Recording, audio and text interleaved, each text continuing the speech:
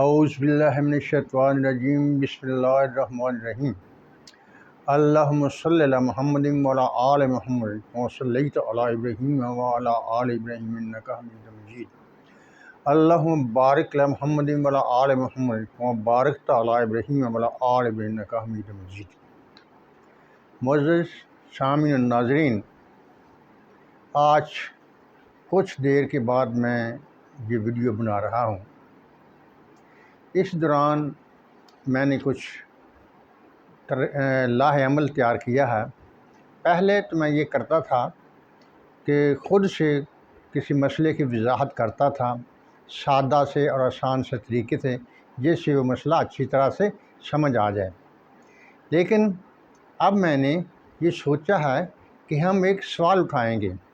اور علماء کرام کے سامنے پیش کریں گے اور ان سے امید کریں گے کہ وہ ہمیں صحیح اس کا جواب عطا فرمائیں گے، اور اس طرح بھی ہمیں اس مسئلے کو سمجھنے میں مدد ملے گی۔ آج کا میرا سوال جو میں نے اس ویڈیو کے لیے منتخب کیا ہے وہ یہ ہے کہ حضور اکرم صلی اللہ علیہ وسلم کی اس دار فانی سے رحلت کے بعد اور قیامت کے آنے کے وقت تک اس عرصے میں ہمیں حضور اکرم صلی اللہ علیہ وسلم کی ذات مقدسہ سے کسی فیض کی ضرورت ہے، اس سے فیض ملتا ہے یا نہیں ملتا۔ جیسا کہ حضور اکرم صلی اللہ علیہ وسلم نے ارشاد فرمایا ہے کہ میں اپنے بعد تم میں دو چیزیں چھوڑے جا رہا ہوں،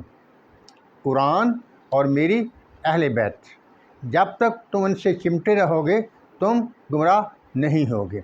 اس کا مطلب جو صاف واضح نظر آتا ہے وہ یہی آتا ہے کہ اب ہمیں صرف قرآن اور احادیث سے ہی رہنمائی ملے گی، اور ذات مقدسہ حضور اکرم صلی اللہ علیہ وسلم سے ہمیں کسی قسم کی کوئی رہنمائی نہیں مل سکتی، اور نہ قیامت سے پہلے ان سے کوئی ہمارا رابطہ ہی رہ سکتا ہے۔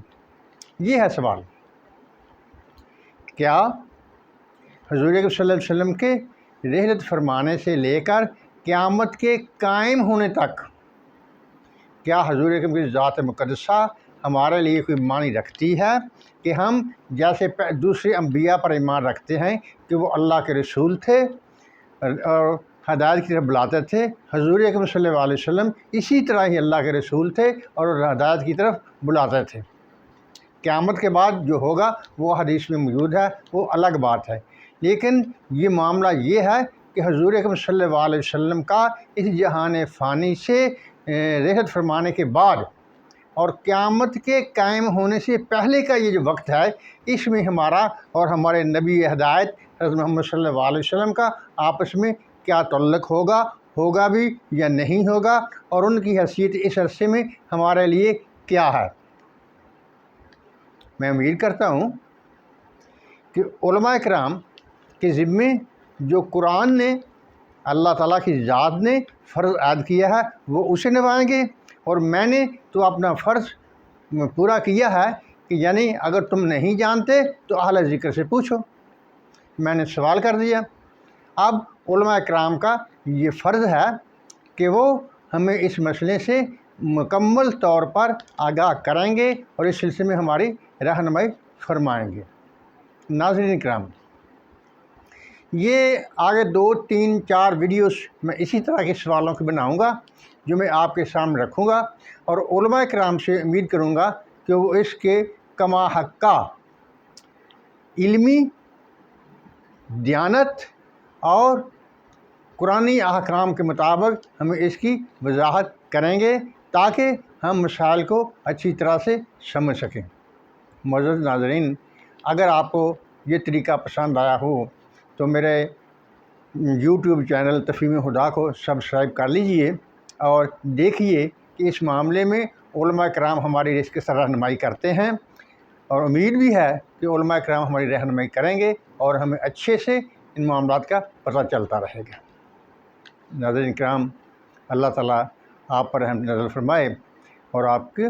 ہدایت دے، اور آخرت میں آپ کو کامیابی عطا فرمائے، جن میں سے میں بھی امید رکھتا ہوں کہ اللہ تعالیٰ مجھ پر بھی اپنی رحمت کی بارش کرے گا اور آخرت میں کامیابی عطا فرمائے گا۔ وما توفیقی الا باللہ، والسلام۔